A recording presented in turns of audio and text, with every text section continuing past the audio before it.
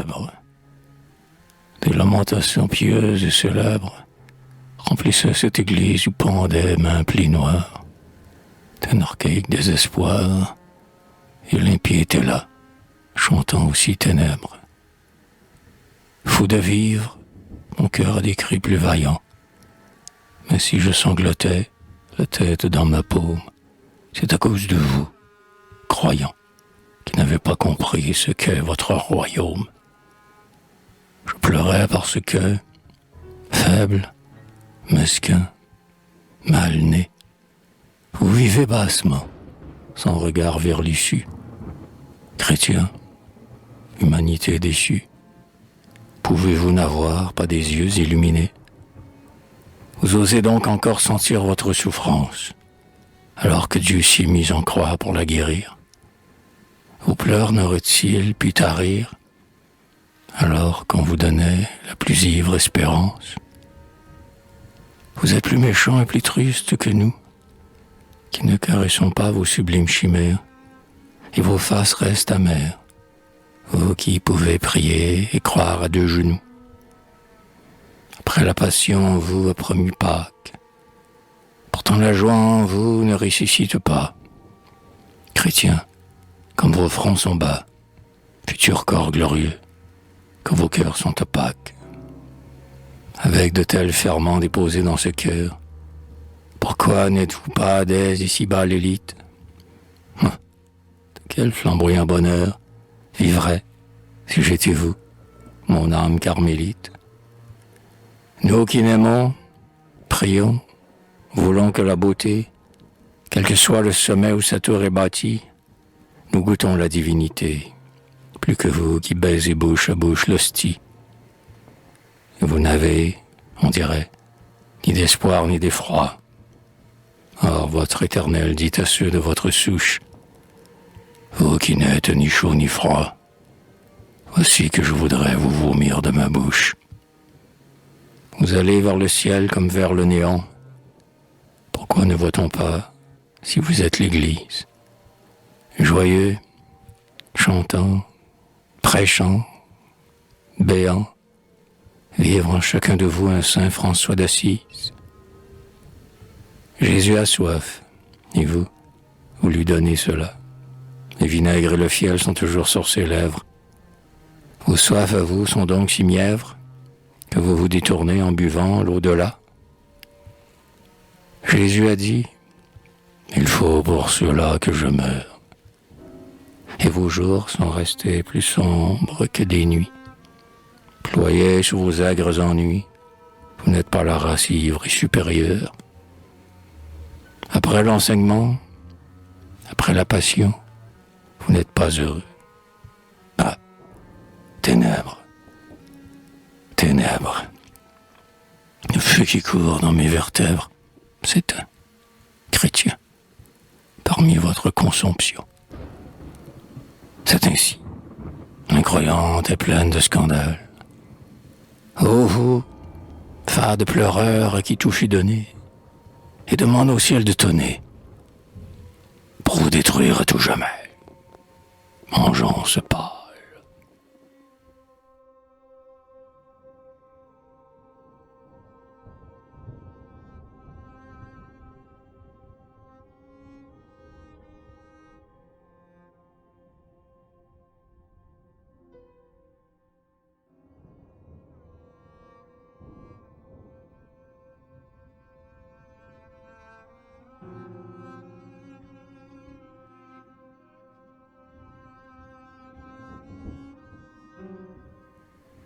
Ma rêverie, riche de doux trésors, l'espérance et l'amour, les foules vont bêlantes en troupeaux nostalgiques.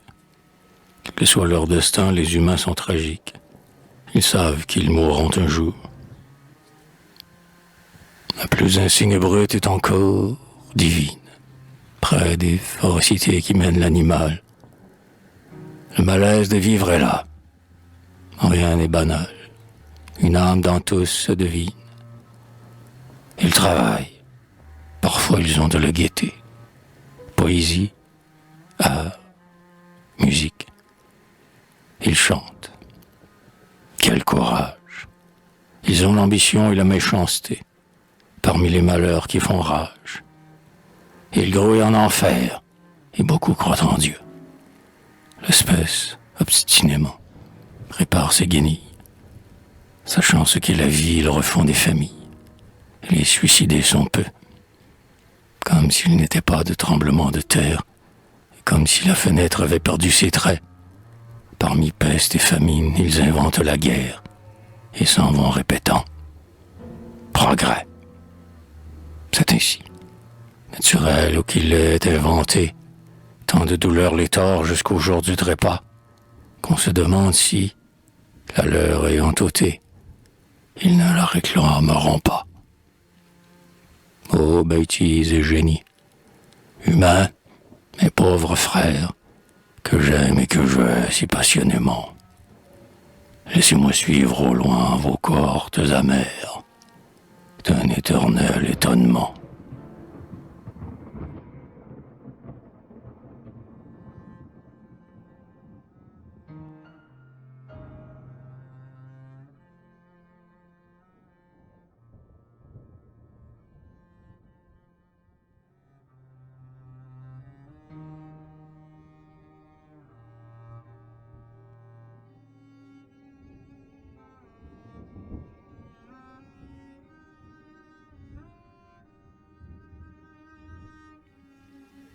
Liège, je me rappellerai cette verte hauteur où j'ai vu s'étager la travailleuse Liège, fantastique cité, récit de vieux conteurs, sous un nuage immense et changeant qui l'assiège. Le soleil disparaît sous un mince croissant qui tient seul dans le ciel, la place encore rouge. Lune en profil, bijou du soir, unique accent du décor ardoisé, vaporeux et qui bouge. Tout ce qui fumait là, blanc, gris, et se confond avec le grand nuage, avec la Meuse pâle. Noire, une flèche dit l'église cathédrale. D'autres pointes encore percent le vague fond. 4 plans de maisons pas encore allumés. Aux fourneaux et clochers hérissent les brouillards. Et, dans le même sens, vont toutes les fumées, rejoindre on ne sait où les nuages fuyards. L'ombre tombe, alentour, sur la douce campagne. Mais je sais 2 points noirs de l'espace endormi. Ici, c'est la Hollande. Et là, c'est l'Allemagne. Les frontières déjà. L'étranger. L'ennemi. Pays flamand, pays wallon, petite France. N'oubliez pas de qui vous êtes les enfants. Ni toi qui, tes voisins trop proches, te défend. Ô Liège, capitale étrange des nuances.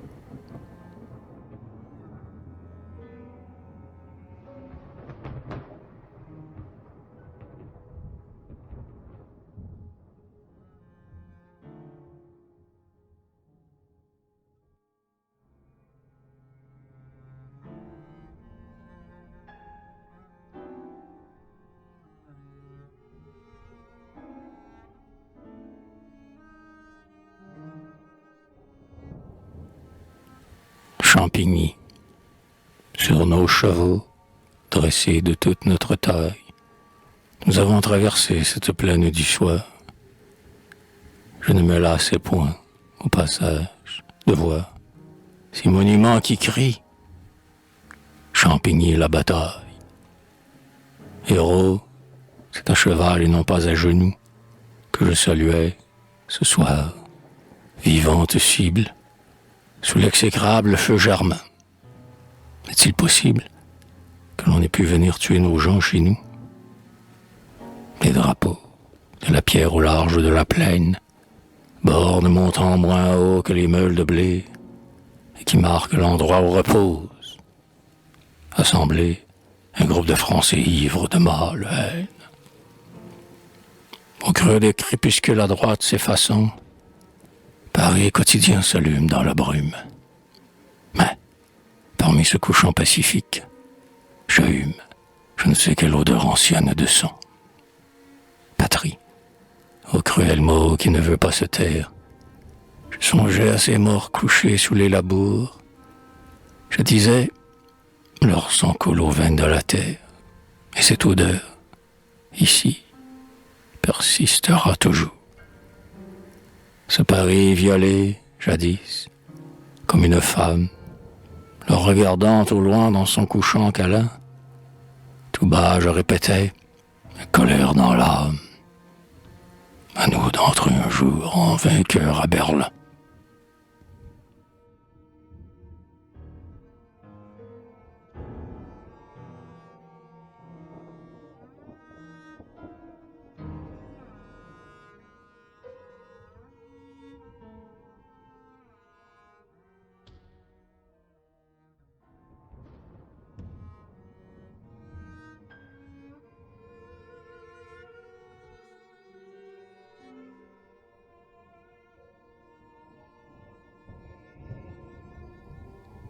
In excelsis.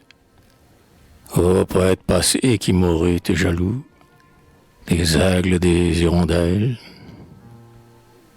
Ô qui vous épuisez à demander des ailes, voyez, les ailes sont à nous. Après la cathédrale et les arts et les livres, nous nous sentions devenir vieux. Mais voici de nouveau que nos esprits sont ivres, comme au temps les plus fabuleux. Plus haut que les clochers, que les cathédrales, plus haut que les flèches des tours, nous montons à travers les ciels ardents ou pâles, et tous les chagrins sont moins lourds. Le grand siècle, c'est nous. C'est nous la Renaissance. La gloire, elle est de notre temps. Ouais, c'est nous les héros modestes et contents. Ouais, c'est nous la plus belle France.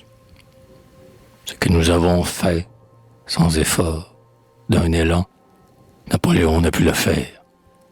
Car nous avons conquis, après tout, l'Angleterre, d'un simple revers de volant. Nous avons dépassé les bêtes empennées, au creux du plus profond azur. Il n'y a plus d'obstacles, il n'y a plus de murs, il n'y a plus de Pyrénées. Les héros, aujourd'hui, croissent comme des fleurs. Nous pouvons redresser l'échine. Nous possédons enfin l'idéal des rêveurs, réalisé par la machine. Oh la tête, écoutons passer le bruit du vol. L'air s'emplit de frissons étranges. Nous avons repeuplé le ciel de ces archanges. Nos pieds ne touchent plus au sol. Et vous, âme oiseau, race forte et légère, si parfois vous prenez à bord l'invisible, fatale et lourde passagère, accompagne sans yeux la mort. Si du haut du zénith elle vous fait descendre vertigineusement en bas, songez que le phénix renaîtra de sa cendre et que vous ne périrez pas. Car de votre sang clair surgiront des apôtres, prêts à reprendre votre essor. Et si ce n'est pas vous, ce sont d'autres et d'autres qui monteront plus haut encore.